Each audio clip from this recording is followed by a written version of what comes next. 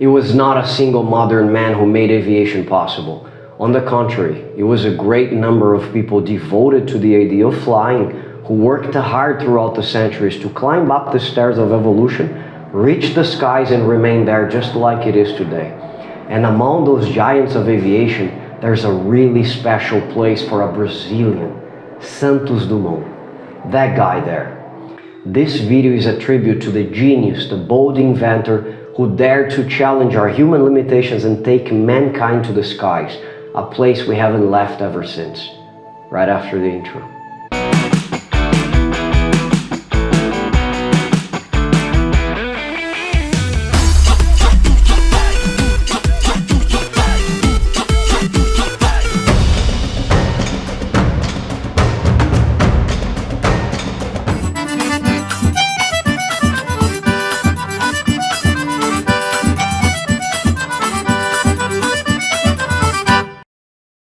Hello guys.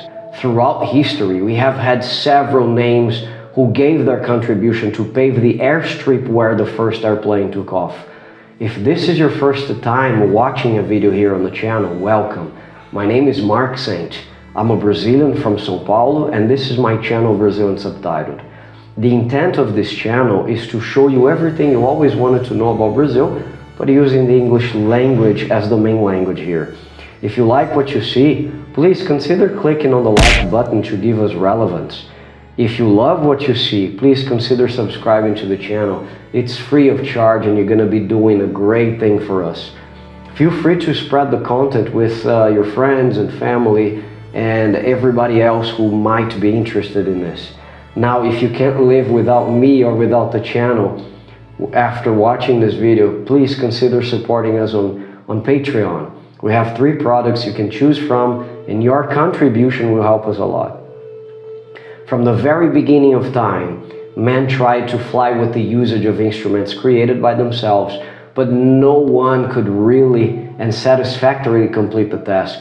In ancient Greece, guys, Icarus got a pair of wax wings made by his father, but the scalding sun melted the wax and Icarus fell during the flight.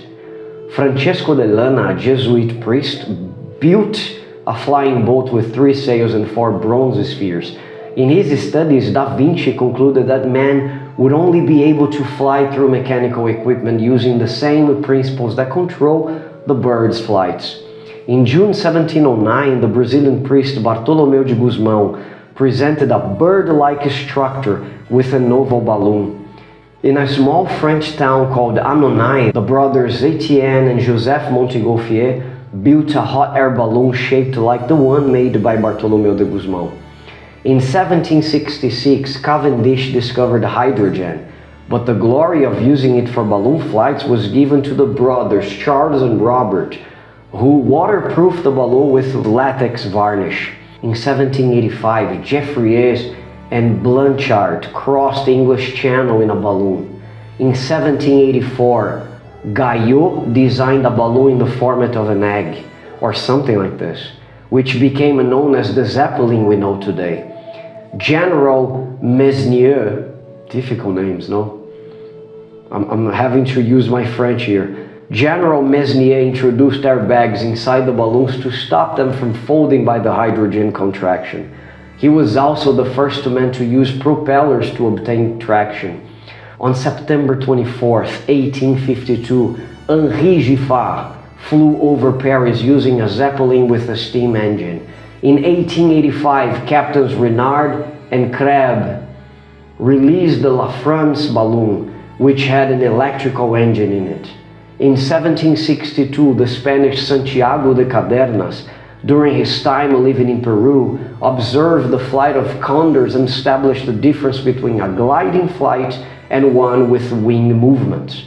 In England, in 1843, Hanson built similar equipment to the future airplanes or gliders, a wood structure covered by fabric. In 1891, Otto Lilienthal got back to his studies with gliding flights, something he had previously done with the help of his siblings. The German inventor built a glider and would run from the top of a hill and hurl himself into the air. Within a period of 5 years, he performed more than 5,000 gliding flights. One day, while performing his flight, his glider lost control and he dropped headfirst, an accident that killed himself. However, he caused great impact and inspired other flight aficionados like Captain Ferber in France, or Glenn Curtiss, Samuel Pierpont Langley, Wilbur and Orville Wright in the United States. These are only a few examples of people and their inventions that have been registered by history in the attempt of making men fly before Alberto Santos Dumont's journey in the world of machines that were heavier than the air and his precious contribution to modern aviation.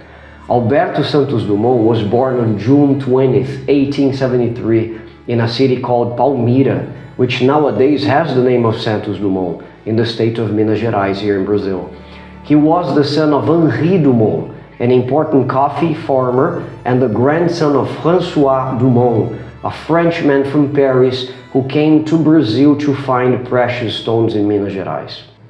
Because of his father's ability in managing farms, Santos Dumont lived in Rio, where his father managed his father-in-law's coffee farm and later on moved with his family to Ribeirão Preto, which is in the countryside of São Paulo here, for his father had acquired a big farm called Arindeúva and made it become the biggest coffee farm in the world with more than 5.7 million coffee trees. Believe me, 5.7 million coffee trees. His family got so rich, guys, his father kept buying pieces of farmland after pieces of farmland and even got to build his own private railway to transport the coffee beans they produced. Amazing. The transportation of the coffee beans was made by using 40 wagons and 7 locomotives imported from England. Henri Dumont was known for employing European immigrants to work on the farm. Arindeúva was the farm where Santos Dumont spent most of his childhood, reading Jules Verne and dreaming of the fantastic world portrayed in his books. He learned how to read with his sister, Virginia, but because of his wealth, Santos Dumont was sent to São Paulo to live here and attend the best schools at the time. Every time Santos Dumont got back to his farm to visit his family in Ribeirão Preto, he became aware of the new and state-of-the-art machinery and equipment his father had acquired to be used in the farm. For him, those were incredible toys, especially the Baldwin locomotive, which he drove at the age of 12. In 1890, during an inspection around the farm, Henri Dumont had an accident and became hemiplegic. That is, when one part of your body doesn't work anymore, it becomes paralyzed. In order to seek help for his new condition, guys, Henri and his family traveled to the south of France to see doctors about his problem. That was the first time Santos Dumont traveled to the land of his ancestors. While they were visiting an engine exhibit in Paris, Santos Dumont could learn more about the combustion engines of that time, and his father, aware of his son's passion for mechanics, emancipated him and gave him a fortune so that he could study and live by himself. As a skilled engineer, Henri told his son that the future resided in the world of mechanics. In his father's words, open quotations, "I give you freedom today and some extra cash. I still have a few years to live in this world. I want to see how you live your life. Go to Paris, the most dangerous place for a young man like you. Let's see how you turn out. I'd rather not see you become a doctor. In Paris, with the support of your cousins, you shall look for specialists in the fields of physics, chemistry, mechanics, electricity, among others. Study those subjects and do not forget that the future resides in the world of mechanics. You won't have to worry about money. I will give you enough for a lifetime." Close quotations. That was the beginning of his quest to the abilities that would help him build the aircrafts later on in his life. Guys, Santos Dumont's history has a lot of remarkable achievements, like he was the person who brought the first car to be driven on the streets of Brazil, a Peugeot of 3.4 horsepower, whose factory was located on the outskirts of Paris in Valentine. Unfortunately, Henri passed away on August 30th, 1892 in Rio. Santos Dumont was already living in Paris at the time and could not say goodbye to his beloved father. In 1897, during one of his visits to his family in Brazil, Santos Dumont saw an interesting book in a bookstore in Rio. The book was called André, au pôle nord d'un ballon, forgive my French, or André on the North Pole in a balloon. André's balloon fell and his body was only found 33 years later. This book was Santos Dumont's favorite book for months to come, and when he returned to Paris, he looked for the office of the balloon constructor, Monsieur Lachambre or Mr. Lachambre, requesting a private ride in a balloon so that he could learn everything about them. This experience was so positive for Santos Dumont that he started considering building his own balloon with a specific size and measures, and that was done. Santos Dumont's first balloon was named Brazil and was projected to carry one person only. Its inaugural flight was held on July 4th, 1898 in Paris. While flying his Brazil, our Santos Dumont gained experience with everything concerning navigation and construction, guys. Something not so common for 19th century balloonists. However, after keeping a log of every balloon reaction during a flight, after observing the wind and everything that could interfere in the flight performance, Santos Dumont got to the conclusion that spherical balloons, for not having propulsion and steering mechanisms, wouldn't be able to bring significant advances to navigation. For him, his spherical balloons were a thing of the past, c'est vieux jeu, as he would say. Forgive my French again. At this point, Alberto Santos Dumont was already familiar with the powerful, lightweight engines used in the French automotive industry. For him, such an engine would do the trick and propel dirigibles he was planning to build. Thomas Edison, his friend, told him he was correct in choosing combustion engines, for the electric ones wouldn't yield good results. In the meantime, Santos Dumont built a few other balloons and kept testing them during many flights. On September 20th, 1898, he flew in his balloon called Santos Dumont 1, maneuvering it to all directions with the help of propellers and a helm. In 1899, a balloon called Santos Dumont 2 was built with improvements. Later, the Santos Dumont 3, in the format of a cigar and sharp points, was created. It was a 20-meter long balloon and it flew on November 13, 1899. Santos Dumont flew several times around the Eiffel Tower just to check if the balloon responded well to his helm and propellers. This ingenious Brazilian, wanting to protect his balloons from weather and rain, projector and had a structure built measuring 30 meters long, 7 meters wide, and 11 meters high, with gigantic double doors that would run on top of a track. With that, the first hangar in the world was created, guys. Incredible. Persistent and not satisfied with his results, Santos Dumont made new studies and research for a balloon. On August 1st, 1900, the Santos Dumont No. 4 was ready to fly.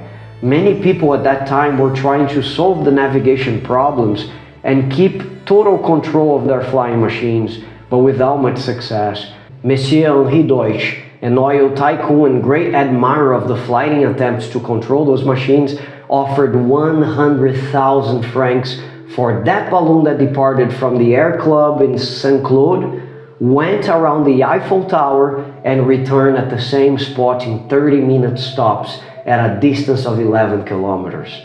Santos Dumont No. 4 took 35 minutes to complete the ride and showed our Brazilian pilot there were a few things he still needed to tinker with.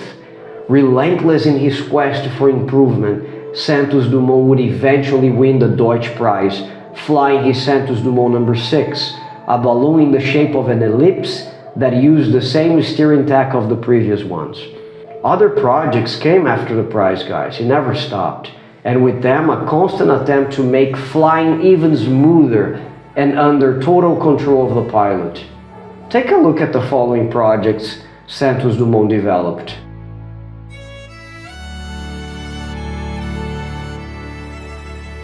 Of all those projects, the number 14 made people more curious and interested. Santos Dumont had projected a slim and long body for his flying machine, and then built another more oval body. In 1906, after studying Lawrence Hargrave's cellular kites, Santos Dumont introduced significant innovations by structuring his new aircraft with Hargrave's cells, as well as Léon's Lavavasseur's combustion engine, and he did that with his invention number 14. He tested the aircraft's stability and named it 14 bis because he had docked it to the number 14 balloon. And this is the airplane I'm talking about, guys. This is the 14 bis.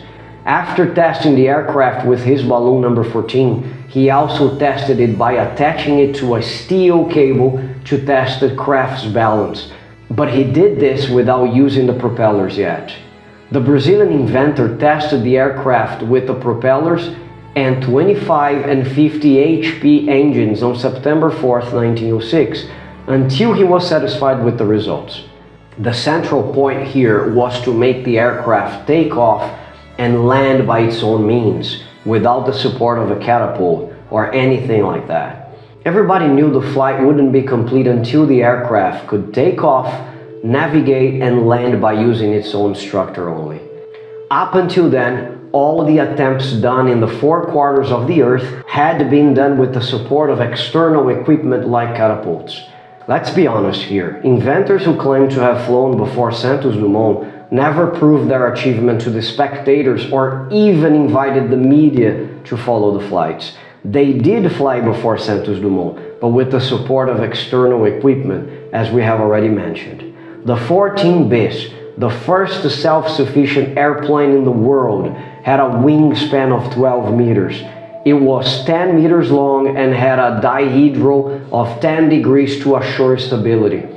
At that time, France offered different prizes for the demonstration of the so expected independent airplane, but whoever wanted to demonstrate their inventions could not send letters, pictures, or anything like that, but they needed to go in person and prove the flight publicly to be analyzed by the Context's Technical Commission. So, France's Air Club established a prize for those who could fly a minimum of 100 meters under specific rules. And the rules were, the aircraft would have to take off by its own means from a flat surface and without using any external equipment like a catapult, fly the minimum established distance, land without the help of favorable winds, everything live and in front of the public and the Technical Commission. Santos Dumont had already won the Arcadian Prize on September 23, 1906, after flying 60 meters, when the requested distance was only 25 meters. Santos Dumont flew 60 meters and 3 meters above the ground to win the prize. As the magazine La Nature reported that day, Monsieur Santos Dumont proved that leaving the ground by his airplane's own means and staying on the air is possible. However, guys, he wanted it to be better, and on his third attempt, he reached 82.60 meters in 7 seconds, improving his October 23rd record. Wilbur Wright from the United States saw a picture of the 14 bis in a newspaper published in France and in the United States simultaneously, and wrote to Ferber, saying that Santos Dumont wouldn't need to carry the weight of his landing gear if he used a catapult, and he would be willing to demonstrate that if he were paid $50,000. However, the French were working in the sense of making aircraft to fly by its own means, and that catapult was not interesting for them. Unstoppable, Santos Dumont made a new invention a month later, the number 15, an inverted 14 bis, following the model of the planes we have today. That invention helped him understand the role of the wings and the steering on the stability of the airplane. Understanding those details much more, he created the number 19. At the same time, other pilots were already demonstrating great results in flying their aircrafts. Voisin in March 1907 flew 60 meters. Blériot flew 100 meters with his number 6. Farman broke a new record by flying 771 meters. On November 9, 1907, The Voisin-Farman aircraft flew more than 1 kilometer. Robert Peltier flew 600 meters. The Wright brothers then in 1907 decided to release a picture of a flight they had made in 1903 and also decided to travel to France to demonstrate their aircraft. An aircraft that had really good performance but still needed a catapult for taking off. Back to Santos Dumont, our Brazilian inventor. In order to time his flights, guys, he usually needed to let both hands go off the steering. Between 1907 and 1908, while addressing the problem with his friend, a jeweler called Louis Cartier, he created a solution for that. Why not attaching a wristband to the watch? That's how the first wristwatch was created and received the name of Santos wristwatch. After 1911, a company called Jaeger brought a commercial wristband to the market in association with Cartier. All those aircraft inventions, guys, brought Santos Dumont to the Demoiselle, a really soft and fast aircraft that among all the other ones became the most popular. With the Demoiselle, he could see the wings and incline them to every direction whenever he wanted to. And to stop the aircraft after landing it, he'd wear strong, thick gloves to hold the wheels and stop the plane completely. The aircraft's total weight was of 120 kilos, with the engine included. The engine, by the way, was a combustion one with 25 horsepower, and it flew a distance of 15 kilometers. Many great flights came after that, and Blériot even crossed the English Channel in a competition. One of the strongest characteristics in Santos Dumont, guys, was his deep desire in investing his fortune for the benefit of developing aviation. And above all, he never charged a single penny for any of his countless patents. With the Demoiselle was no different. He even said that on a newspaper called Le Matin on September 15th, 1909.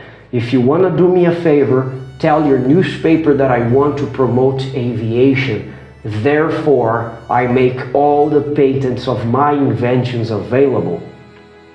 Everyone has the right to build them, and for that, those interested in doing so can request the drawings. The aircraft is not expensive, not even its engine, which does not get to 5,000 francs. Santos Dumont was so remarkable at his time that even two American businessmen made an automobile and decided to name him after the Brazilian inventor. Unfortunately, in his last days, Santos Dumont struggled with personal and health issues. After witnessing the destructive power of aviation during World War I and feeling disheartened by the militarization of his inventions, he became increasingly withdrawn and despondent. Santos Dumont's declining health played a significant role in his final years. He suffered from MS, or multiple sclerosis, a degenerative neurological disease that affected his mobility and overall well-being. As his physical condition deteriorated, he experienced difficulties in performing everyday tasks and became reliant on assistance. Feeling disillusioned and burdened by his physical limitations, guys, Santos Dumont retreated from public life. He withdrew from his inventions and experiments, and his enthusiasm for aviation waned. He spent most of his time in seclusion, residing in his house in Petrópolis, a city near Rio, Brazil. During this period, guys, Santos Dumont's depression deepened. The combination of these factors weighed heavily on him. So, on July 23, 1932, Santos Dumont tragically ended his own life by hanging himself in his house in Guarujá, São Paulo, Brazil. The news of his death shocked the world and brought about a collective sense of grief and loss. His passing marked the end of a remarkable era in aviation history and left behind a complex legacy. This video is a tribute to an unparalleled genius who we have the pride to share the same nationality. Thank you, Master of Aviation. I hope you guys have enjoyed this video, and if you did, don't forget to smash the like button, click on the subscribe button, spread the content with your friends, support us on the Patreon if you feel like, and thank you very much for being with us up until now. I hope you have enjoyed the content, and I'll see you next time.